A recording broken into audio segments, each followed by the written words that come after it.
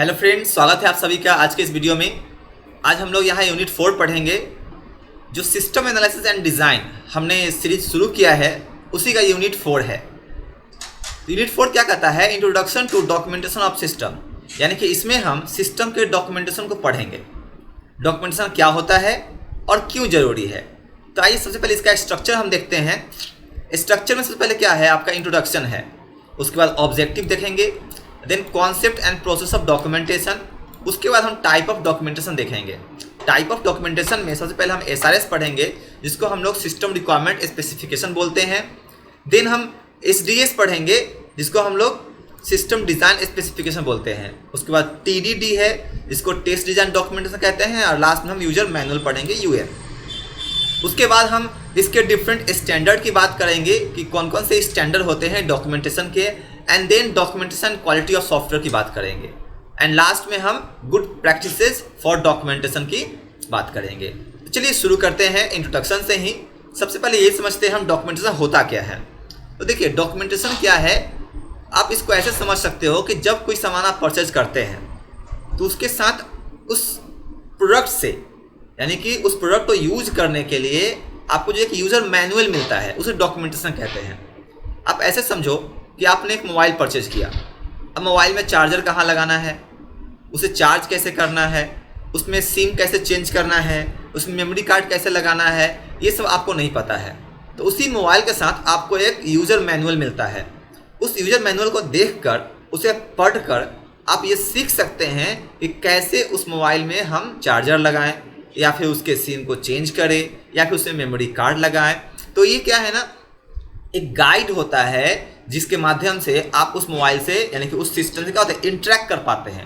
तो डॉक्यूमेंटेशन का काम यही है कि अगर कोई सिस्टम बन के आया, रेडी हुआ, अब जाहिर सी बात, जब कोई सिस्टम बन के आएगा, रेडी होगा, तो हमारे लिए नया होगा। देन हम उससे इंटरेक्ट कैसे कर पाएंगे? तो उससे इंटरेक्ट करने के लिए हमें उसके साथ एक डॉक्यूमेंटेशन मिलता है। और उस डॉक्यूमेंटेशन को पढ़कर आप क्या करते हो, उस रेस्पेक्टिव सिस्टम से इंटरेक्ट कर पाते हो। जैसे मान लो कि से आपने एक फ्रीज़ खरीदा। अब फ्रीज़ खरीदा तो उसमें बहुत सारे बटन दिए गए हैं, स्मार्ट फ्रीज़ है, AI कॉन्सेप्ट उसमें लगा हुआ है। अब उसको कैसे यूज करेंगे आप? तो उसके साथ आपको एक मैनुअल मिलेगा, यूज़र मैनुअल मिलेगा। आप यूज़र मैनुअल को पढ़कर आप पूरा ऑपरेशन समझ सकते हैं उस फ्रिज का। तो जो यूज़र मैनुअल है ना, वो क्या है, डॉक्यूमेंटेशन है। ठीक है, आप एग्ज़ाम के पर्पज़ से फेयर करते हो, पढ़ने के पर्पज़ से फेयर करते हैं, यानी कि जो चीज़ आप क्लास में पढ़ते हैं उन सब का एक रिटेन डॉक्यूमेंट तैयार करते हैं। आप रिटेन एक फेयर तैयार करते हैं। तो उस फेयर को भी हम डॉक्यूमेंटेशन ही बोलते हैं, जिसके हेल्प से आप आगे जाके कुछ सीखते हो। अगर हम किसी भी सिस्टम को लेकर कोई भी कंटेंट पढ़ रहे हैं ताकि हम उससे इंटरेक्ट कर पाएँ, तो कंटेंट जो है डॉक्यूमेंटेशन का पार्ट कहलाता है, यानी कि वो क्या है, एक प्रकार का डॉक्यूमेंटेशन ही है।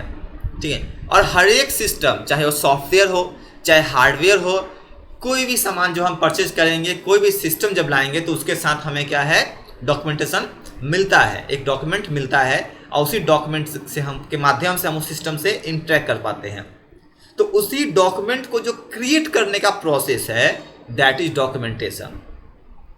हम किसी सिस्टम से रिलेटेड कोई डॉक्यूमेंट क्रिएट करते हैं तो उसे हम डॉक्यूमेंटेशन बोलते हैं। आप इसको ऐसे भी समझ सकते हो, आप एक सॉफ्टवेयर बना रहे हैं, एक टीम में काम कर रहे हैं, आपके पास 10 लोग हैं, अब 10 लोग मिलकर आप टीम में काम कर रहे हैं, एक सॉफ्टवेयर बना रहे हैं। अब सपोज कीजिए कि उसमें से 2-4 लोग कहीं चले गए, दूसरे कंपनी में चले गए, छोड़ दिए, तो फिर सॉफ्टवेयर तो बीच में ही रह जाएगा। लेकिन उस सॉफ्टवेयर में कहाँ तक क्या काम हुआ है, इसका एक रिटेन डॉक्यूमेंट होना चाहिए। कौन डेवलपर क्या काम किए हैं, वह वर्क के साथ साथ उसका एक रिटन रिकॉर्ड भी मेंटेन करेंगे। तब पता चलेगा क्या कि वह क्या कर रहे थे, क्या करने की कोशिश कर रहे थे, और कहाँ तक उन्होंने काम किया है। तब क्या होगा कि अगर वे चले भी जाएं तो उनके जगह कोई दूसरा आएगा तो उस डॉक्यूमेंट को पढ़कर उसी काम को आगे बढ़ा सकते हैं। ठीक है, तो इसलिए डॉक्यूमेंटेशन इंपॉर्टेंट है। हर एक जगह पे डॉक्यूमेंटेशन का इंपॉर्टेंस होता है। अब डॉक्यूमेंटेशन आप डिजिटली भी क्रिएट कर सकते हो, या फिर डॉक्यूमेंटेशन आपका रिटन फॉर्म में भी हो सकता है। दोनों तरीके का डॉक्यूमेंटेशन हो सकता है, डिजिटल हो सकता है और रिटन हो सकता है। तो बेसिकली डॉक्यूमेंटेशन का काम क्या है कि सिस्टम से इंटरेक्ट करवाना। ठीक है, चलिए, तो यहाँ क्या कहता है देखते हैं कि डॉक्यूमेंटेशन इज अ प्रोसेस। ये क्या है? एक प्रोसेस है। तो प्रोसेस किस चीज़ का प्रोसेस है? डॉक्यूमेंट क्रिएट करने का प्रोसेस है। आप एक कोड लिखते हो कोई भी लैंग्वेज में, जब कोड लिखते हो तो आप कोड में एक कमेंट डालते हो, आप कमेंट के माध्यम से बताते हैं कि वह कोड किस पर्पस से लिखा गया है। आप कमेंट करके बताते हैं कि वह कोड किस पर्पस से लिखा गया है। हर एक ब्लॉक ऑफ कोड को या फिर हर एक लाइन को आप कमेंट करके स्पेसिफाई करते हैं कि यह लाइन क्यों लिखा गया है, यह ब्लॉक ऑफ कोड क्यों लिखा गया है, ताकि कोई भी व्यक्ति उस कमेंट को पढ़कर यह समझ जाए कि वह कोड क्यों लिखा गया है। तो जो लाइन आपने लिखा कमेंट के रूप में, वो क्या है? That is a kind of documentation. वो भी एक डॉक्यूमेंटेशन ही कहलाता है। चलिए यहाँ देखते हैं कि यह एक प्रोसेस है to help users of software and other people to use and interact with the system. क्या है? डॉक्यूमेंटेशन एक प्रोसेस है डॉक्यूमेंट क्रिएट करने का, ठीक है, ताकि जब डॉक्यूमेंट क्रिएट होगा तो यूजर उसको पढ़कर सॉफ्टवेयर को हैंडल कर पाएगा, उसको यूज कर पाएगा, ठीक है, यानी कोई भी सिस्टम से इंटरेक्ट कर पाएगा। वही यहाँ बता रहा है कि documentation is a process to help users of software and other people to interact with the system से इंटरेक्ट करने के लिए हम डॉक्यूमेंटेशन का यूज करते हैं। Documentation is very necessary for the success of any system. Effective and accurate documentation जब भी हो तो सही हो और इफेक्टिव होना चाहिए। कोई भी सिस्टम सक्सेसफुल तभी कहलाएगा जब उसका डॉक्यूमेंटेशन होगा और वो डॉक्यूमेंटेशन इफेक्टिव एंड सक्सेसफुल होगा, एक्यूरेट होगा, ठीक है। अगर एक्यूरेट नहीं होगा तो फिर नहीं चलेगा। जैसे आपको पता होगा कि अभी हम लोग विंडोज़ 11 की बात करते हैं, 11 का वर्ड 11 चला रहे हैं, यूज़ कर रहे हैं। विंडोज़ 10 भी यूज़ करते हैं कुछ लोग अभी। तो विंडोज़ 10 के बाद विंडोज़ 11 आया, तो विंडोज़ 10 का अपना डॉक्यूमेंटेशन है। एंड विंडोज़ जब 11 आया है तो क्या विंडोज़ 10 का डॉक्यूमेंटेशन 11 पर काम करेगा? नहीं करेगा, क्योंकि बहुत सारे फीचर्स बदल गए हैं इसमें। तो डॉक्यूमेंटेशन में भी बदलाव किया जाता है, ठीक है। इसीलिए डॉक्यूमेंटेशन हमेशा इफेक्टिव होना चाहिए और एक्यूरेट होना चाहिए। Documentation becomes part of each step of system development throughout the process of system development even before the documentation start officially। अब देखिए, डॉक्यूमेंटेशन जो है सिस्टम डेवलपमेंट के हर एक स्टेप का पार्ट होता है। जैसे कि हम सिस्टम डेवलपमेंट लाइफ साइकिल को फॉलो करते हैं। अब सिस्टम डेवलपमेंट लाइफ साइकिल में हम 7 स्टेज की बात करते हैं। 7 स्टेज में हर एक स्टेज पर डॉक्यूमेंटेशन की इंपॉर्टेंस है। हर एक स्टेज का अपना डॉक्यूमेंटेशन होना चाहिए कि इस स्टेज पे क्या वर्क किया गया है, इसका डॉक्यूमेंटेशन होना बहुत ही जरूरी है। During the process of system development study report and other necessary information are documented to help people involve in the system development to understand the process. देखिए, जब हर एक स्टेप पे डॉक्यूमेंटेशन होगा तो कोई भी दूसरा व्यक्ति चाहे तो उस सिस्टम से इंटरेक्ट कर सकता है, वहाँ पे आके इन्वॉल्व हो सकता है, उस चीज़ को पढ़कर आगे उसमें वर्क करने में हेल्प कर सकता है, ठीक है। इसलिए डॉक्यूमेंटेशन इंपॉर्टेंट है। मुझे लगता है आपको समझ में आ गया होगा डॉक्यूमेंटेशन क्या होता है। चलिए इस चैप्टर के ऑब्जेक्टिव की बात करते हैं आज। तो इस चैप्टर का क्या ऑब्जेक्टिव है कि after going through this unit you should be able to, यानी कि जब एक चैप्टर आप खत्म कर लेंगे, पढ़ लेंगे अच्छे से, समझ जाएंगे अच्छे से, देन आपको क्या पता चल जाएगा? Understanding the concept of documentation. Documentation क्या होता है आप समझ जाएंगे। Understand the importance of documentation क्यों जरूरी है ये भी क्लियर हो जाएगा। Learn about various documents and process of documentation के प्रोसेस कौन कौन से होते हैं एंड वेरियस टाइप के डॉक्यूमेंट्स कौन कौन से होते हैं, इसके बारे में जानकारी मिल जाएगी। Understand application of various standard of documentation process. अब डॉक्यूमेंटेशन प्रोसेस के कौन कौन से स्टैंडर्ड है उसके बारे में जानकारी मिल जाएगी। उसके बाद हम डिफ्रेंशिएट बिटवीन डॉक्यूमेंटेशन प्रोसेस, हम अलग अलग प्रोसेस को डिफ्रेंशिएट कर पाएंगे अगर इस यूनिट को हम अच्छे से समझ लेते हैं तो। And no relation between documentation and quality of software. Documentation और क्वालिटी ऑफ सॉफ्टवेयर क्या रिलेशन है? डायरेक्ट रिलेशन है। अगर आपका डॉक्यूमेंटेशन बढ़िया होगा देन सॉफ्टवेयर की क्वालिटी डेफिनेटली अच्छी होगी। अगर डॉक्यूमेंटेशन बढ़िया नहीं होगा देन आपका सॉफ्टवेयर क्वालिटी बढ़िया नहीं हो पाएगा। And understand the good practices for documentation. और डॉक्यूमेंटेशन के लिए कौन कौन से अच्छी बातें हम सीख सकते हैं, कर सकते हैं। तो आगे देखते हैं concept and process of documentation. Documentation समझ में आ गया, अब इसके कॉन्सेप्ट को समझते हैं, इसके प्रोसेस को समझते हैं। Documentation may be defined as the process of communication about the system. इसको हम क्या बोल सकते हैं? Process of communicating about the system भी बोल सकते हैं, यानी कि सिस्टम से कम्युनिकेट करने का प्रोसेस भी है डॉक्यूमेंटेशन। कैसे? अब देखिए, जैसे कि कोई नई कार लॉन्च हुई है, आप उस कार को परचेज किए या फिर आप उस कार को देखने के लिए गए कहाँ पे, शोरूम में। अब वहाँ कार को देखे, जब कार के अंदर आप बैठे तो वहाँ पे इतना सारा सिस्टम कि आपको समझ में नहीं आ रहा है, आपको समझ में ही नहीं आ रहा है। अगर साथ में कार का एक मैनुअल दे दे आपको और उस मैनुअल को पढ़कर, जिसमें पिक्चर भी है कार का, उसके सारे कंट्रोल का पिक्चर है, कंट्रोल का क्या काम है, तो उसको पढ़ कर आप आसानी से समझ सकते हैं कि कार के कंट्रोल कौन कौन से हैं। जैसे कि जब किसी व्यक्ति को पायलट बनना होता है तो आप देखते होंगे कॉकपिट में, चाहे वो हेलीकॉप्टर का कॉकपिट हो या फिर एरोप्लेन का कॉकपिट हो, उसमें बहुत सारे टूल्स होते हैं, कंट्रोल होते हैं। अब सारे कंट्रोल के बारे में जानकारी उस पायलट को कैसे हो जाती है, तो उसे एक बुक दिया जाता है, उसी बुक में हर एक कंट्रोल का फंक्शन लिखा होता है और उसे पढ़कर समझता है, ठीक है। तो वो क्या है, वो एक डॉक्यूमेंटेशन है उस सिस्टम का, उस कंट्रोल का एक डॉक्यूमेंटेशन है। इसलिए जब डॉक्यूमेंटेशन वो पढ़ता है तो वो उस सिस्टम से इंटरेक्ट कर पाता है, कम्युनिकेट कर पाता है। इसलिए यहाँ कह रहा है कि documentation may be defined as process of communicating about the system, यानी कि सिस्टम के बारे में कम्युनिकेट करने का ही प्रोसेस है जिसको डॉक्यूमेंटेशन बोलते हैं। The person who is responsible for this communication is called documenter. और जो व्यक्ति डॉक्यूमेंटेशन क्रिएट करता है, जो व्यक्ति डॉक्यूमेंटेशन बनाता है, उसे हम डॉक्यूमेंटर बोलते हैं। It may be noted that documenter is not responsible for the accuracy of the information and his job is just to communicate और ट्रांसफर द इंफॉर्मेशन।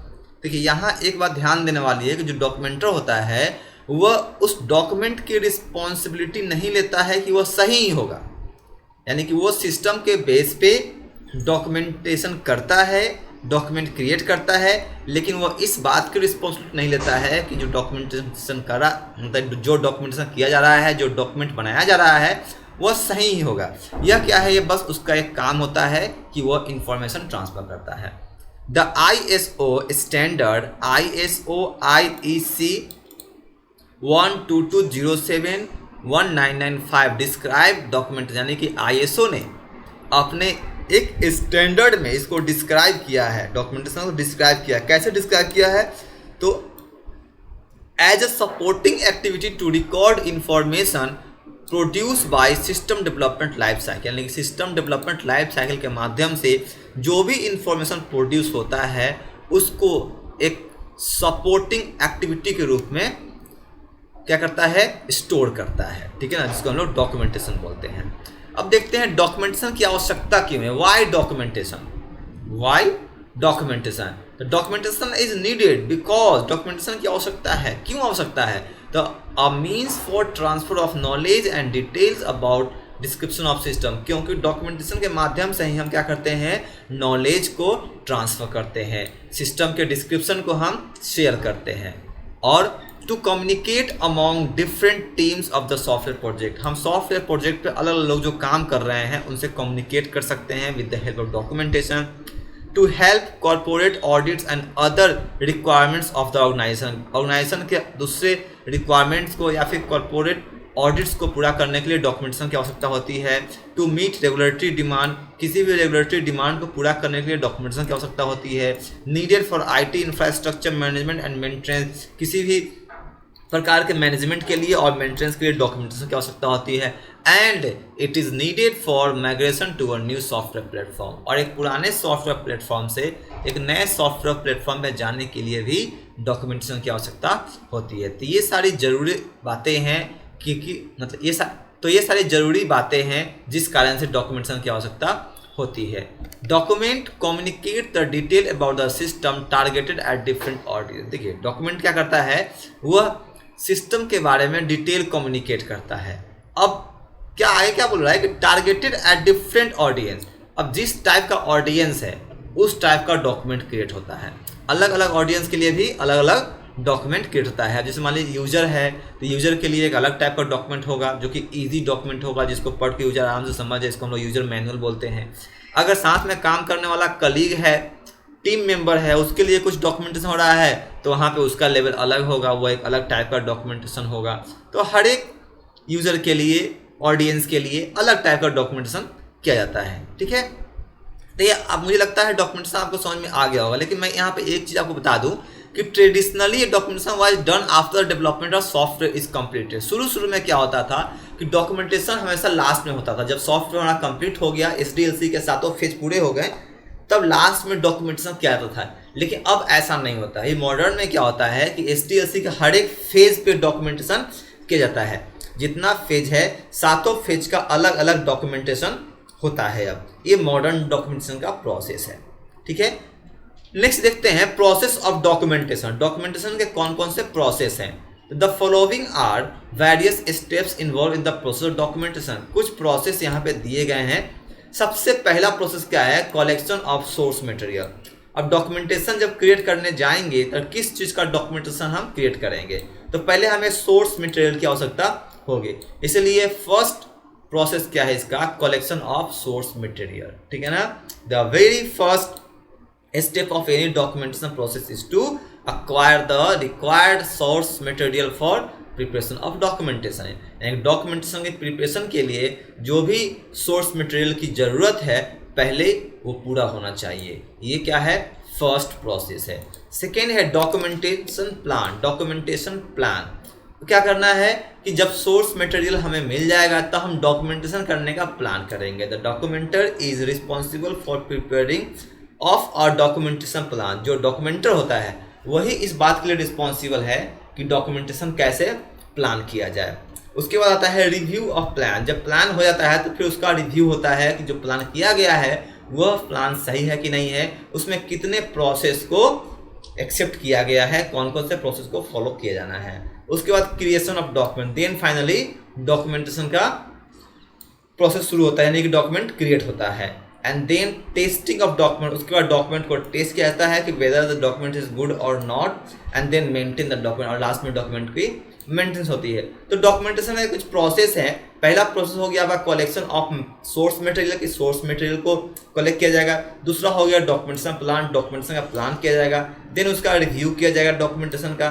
देन आपका डॉक्यूमेंट क्रिएट किया जाएगा एंड देन क्रिएट करने के बाद उसको test किया जाएगा एंड आफ्टर टेस्टिंग उसको मेंटेन वाले फेज में लाया जाएगा। यानी कि डॉक्यूमेंटेशन का मेंटेनेंस बहुत ही जरूरी है। यानी कि जितने फेज हम पढ़े थे SDLC में वे सारा फेज यहाँ पे डॉक्यूमेंटेशन में भी पूरा होता है। यहाँ पे एक पिक्चर के माध्यम से इसके अलग अलग स्टेज को दर्शाया गया है, दिखाया गया है। पहला स्टेज है अक्वायर्ड सोर्स मटेरियल, दूसरा है प्लानिंग डॉक्यूमेंटेशन। इस फेज पे हम डॉक्यूमेंटेशन का प्लान करेंगे। Then review documentation. इस फेज पे हम डॉक्यूमेंट प्लान को रिव्यू करेंगे, जो प्लान हमने किया है वो प्लान सही है कि नहीं है। उसके बाद यहाँ पे डॉक्यूमेंट डेवलप करेंगे। उसके बाद यहाँ पे उसको हम टेस्ट करेंगे and then reproduce and distribute document. Document को टेस्ट करने के बाद कि डॉक्यूमेंट यूज़ करने लायक है, देन उसको हम क्या करेंगे? डिस्ट्रीब्यूट कर देंगे। एंड उसके बाद क्या होगा? मेंटेनेंस फेज आ जाएगा आपका, कि अगर उसमें कुछ कमी है देन उसको हम दूर करेंगे। तो ये क्या है? आपका डॉक्यूमेंटेशन का प्रोसेस है। अब टाइप ऑफ डॉक्यूमेंट की बात करते हैं। टाइप ऑफ डॉक्यूमेंटेशन की बात करते हैं। टाइप ऑफ डॉक्यूमेंटेशन क्या होता है? तो देखिए, डॉक्यूमेंटेशन कई तरीके के होते हैं। बेसिकली 4 तरीके के डॉक्यूमेंट्स हमें यहाँ पे पढ़ना है। Any software project is associated with a large number of documents depending on the complexity of the project. कोई भी सॉफ्टवेयर प्रोजेक्ट जो बनता है, कोई भी सॉफ्टवेयर जो बनता है, उसमें डॉक्यूमेंटेशन बहुत होता है। ठीक है, लार्ज नंबर ऑफ डॉक्यूमेंटेशन वहाँ पे होता है। बेसिकली ये डिपेंड करता है कि आपका जो प्रोजेक्ट है वो कितना कॉम्प्लेक्स है। अगर कोई आसान प्रोजेक्ट है तो डॉक्यूमेंटेशन कम होगा। अगर ज़्यादा प्रोजेक्ट है, बड़ा प्रोजेक्ट है या फिर कॉम्प्लेक्स प्रोजेक्ट है, तो वहाँ पे डॉक्यूमेंटेशन बढ़ जाएगा। Documentation that are associated with system development has a number of requirement. अब डॉक्यूमेंटेशन का भी अपना कुछ रिक्वायरमेंट्स होता है। They are used by different types of audience in different ways as follow. Documentation जो है अलग अलग लोगों से, मतलब अलग अलग लोगों के द्वारा अलग अलग तरीके से यूज किया जाता है। They act as a means of communication. जैसे कि यह मीन्स ऑफ कम्युनिकेशन की तरह यूज होता है बिटवीन मेंबर्स ऑफ डेवलपमेंट। यानी कि जो टीम मेंबर्स हैं उनके बीच में डॉक्यूमेंट जो है वह एक कम्युनिकेशन मीडियम की तरह भी यूज होता है। Document are used by maintenance engineer. Documents जो है वो मेंटेनेंस इंजीनियर के द्वारा भी यूज किया जाता है। Documents are used by the user for operation of software. Software को यूज कैसे करना है उसके लिए भी डॉक्यूमेंट यूज किया जाता है यूजर के माध्यम से। And document are used by system administrator to administer the system. और सिस्टम एडमिनिस्ट्रेटर के द्वारा भी डॉक्यूमेंट यूज किया जाता है कि सिस्टम को कैसे एडमिनिस्टर करना है। तो ये सारे क्या हैं, यूजर्स हैं जो कि अलग अलग टाइप के यूजर्स हैं और ये सब डॉक्यूमेंटेशन को यूज करते हैं, यानी कि डॉक्यूमेंट को यूज करते हैं। ठीक है, इन सब लोगों के लिए ही डॉक्यूमेंटेशन की आवश्यकता पड़ती है। आगे हम देखते हैं टाइप ऑफ डॉक्यूमेंटेशन। अब हम देखते हैं एसआरएस क्या होता है। एसआरएस एक डॉक्यूमेंटेशन का टाइप है जो कि सबसे फर्स्ट टाइप है, बहुत ही इंपॉर्टेंट है क्योंकि मैक्सिमम एग्जाम में ये पूछा जाता है कि एसआरएस क्या होता है।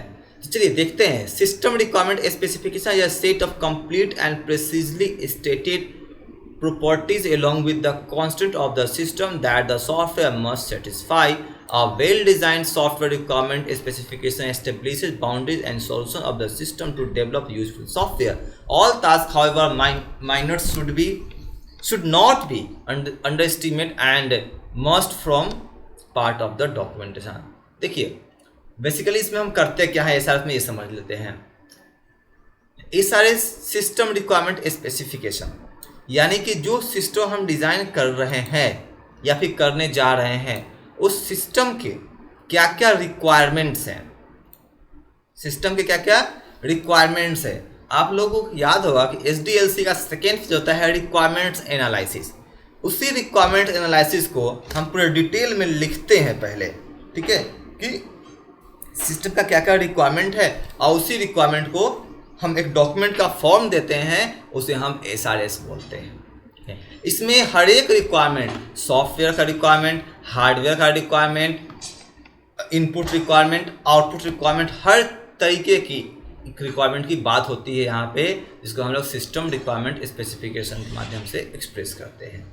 ठीक है, अब एसआरएस डिजाइन करने का अलग रिक्वायरमेंट है। अब एसआरएस के लिए भी इसका एक अलग रिक्वायरमेंट होता है। The SRS should specify only the external system behaviour. क्या करता है, सिर्फ एक्सटर्नल सिस्टम बिहेवियर को स्पेसिफाई करता है, नॉट इंटरनल डिटेल। से इंटरनल डिटेल की बात नहीं करता है।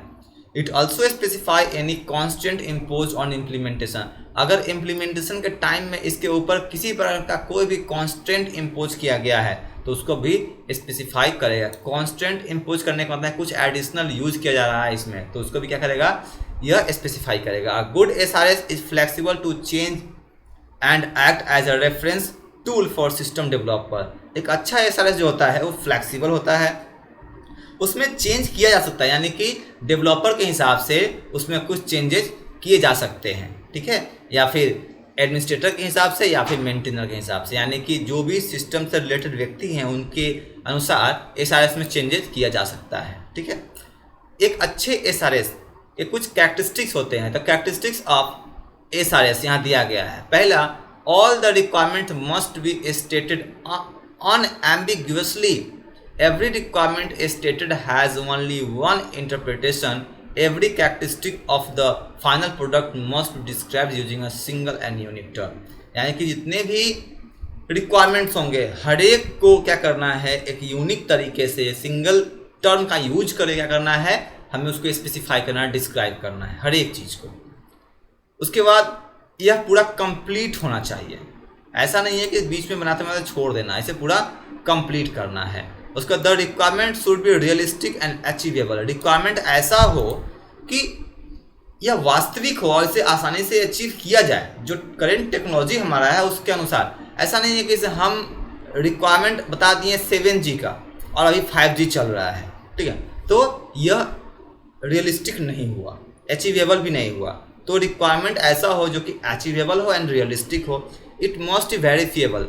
जब हमें ज़रूरत पड़े तो हम इस एसआरएस को, यानी कि इस डॉक्यूमेंट को हम वेरीफाई भी कर पाएँ कि हमारा जो डॉक्यूमेंट है वह सही है कि नहीं है। तो ये वेरीफिएबल भी होना चाहिए।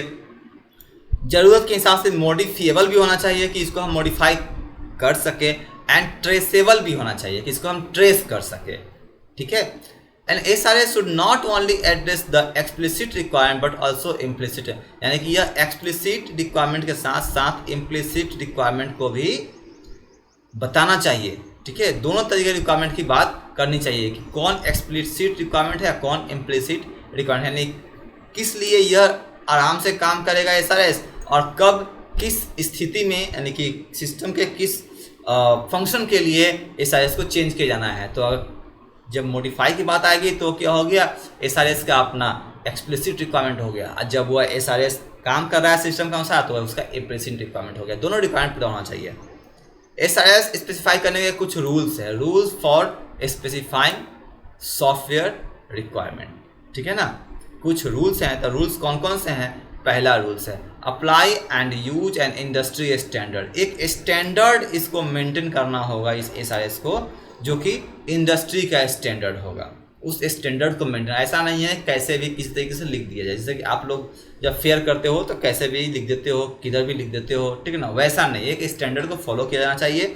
उसके बाद use standard model to specify functional relationship. इसमें बहुत सारे फंक्शंस होंगे, तो आपस में फंक्शन में क्या क्या रिलेशनशिप है उसको स्पेसिफाई करने के लिए एक स्टैंडर्ड मॉडल्स का यूज करना होगा। जो मॉडल्स आप लोग पढ़े होंगे, जैसे कि DFD होता है, ERD होता है, data flow diagram, integrated relationship diagram, इन सब का यूज करना है।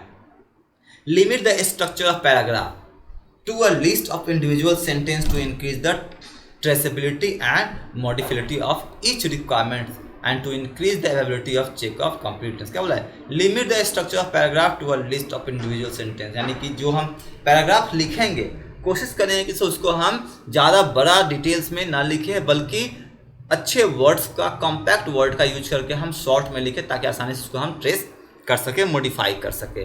Phrase each sentence to a simple sentence, हर एक सेंटेंस को सिंपल सेंटेंस में एक्सप्रेस करना है, ताकि उसको कोई भी आसानी से समझ सके और आगे जाके इसको वेरीफाई भी किया जा सके। इसके एक स्ट्रक्चर होता है, देखिए SRS का अपना एक स्ट्रक्चर होता है, उसी स्ट्रक्चर पे SRS बनता है। अगर इस स्ट्रक्चर को फॉलो नहीं करेंगे तो हमारा SRS कहाँ गलत हो जाएगा। तो स्ट्रक्चर बहुत इंपॉर्टेंट है, देख लेना है। स्ट्रक्चर क्या होता है, इसमें पहले इंट्रोडक्शन होता है। इंट्रोडक्शन में आप क्या क्या लिख सकते हैं, तो system reference and business objective of document, यानी डॉक्यूमेंट जो क्रिएट हो रहा है उसका बिजनेस ऑब्जेक्टिव क्या है, यानी कि बिजनेस के लिए कितना फायदेमंद है, ये आपको पहले लिखना है इंट्रोडक्शन में। उसके बाद SRS का गोल क्या है, ऑब्जेक्टिव क्या है, ठीक है ना। तो हमें इसमें डिफाइन करना है कि जो सॉफ्टवेयर बन रहा है, जो सिस्टम बन रहा है, उसका गोल और ऑब्जेक्टिव क्या होगा। उसके बाद इस SRS का स्कोप क्या होगा, यानी कि जो डॉक्यूमेंट बना रहे हैं इसका स्कोप होगा, ये कहाँ तक हेल्पफुल होगा। जैसे कि विंडोज़ 10 का डॉक्यूमेंट क्या विंडोज़ 11 में काम करेगा, नहीं करेगा, तो विंडोज़ 10 में ही काम करेगा। विंडोज़ 10 में कुछ अपडेट्स हो रहा है तो उसमें काम कर सकता है, क्योंकि उसके साथ साथ उसके डॉक्यूमेंट को भी अपडेट किया जाएगा, लेकिन ये 11 में काम नहीं करेगा। तो इसका जो स्कोप है वो भी यहाँ पे स्पेसिफाई किया जाना चाहिए। तो ये फर्स्ट इंट्रोडक्शन में ऐसा होना है, ये सारे 3 पॉइंट आने हैं। उसके बाद आता है आपका informative description of the system, system के बारे में आपको डिटेल डिस्क्रिप्शन देना है सेकेंड पॉइंट में। थर्ड में आपको देना है functional description of system, system का फंक्शनल डिस्क्रिप्शन क्या होता है। उसके बाद टेस्ट एंड वैलिडेशन क्राइटेरिया क्या है। उसके बाद ग्लॉसरी एंड बिब्लियोग्राफी। तो ये सारी चीज़ें हैं आपको यहाँ पे एक्सप्रेस करना है, ठीक है। देखिए, तो information description about the system में क्या करता है, इन्फॉर्मेशन फ्लो रिप्रेजेंटेशन। इसमें इन्फॉर्मेशन का फ्लो को रिप्रेजेंट करना है कि इन्फॉर्मेशन किधर से किधर की ओर फ्लो कर रहा है। Information content and structure representation, information में कौन कौन से कंटेंट है और उसका स्ट्रक्चर क्या है उसको ही बताना है। डिस्क्रिप्शन ऑफ सब सिस्टम एंड सिस्टम इंटरफेस, जो सिस्टम का इंटरफेस क्रिएट हो रहा है और किसी सिस्टम के सब सिस्टम है तो उसको डिस्क्राइब करना है।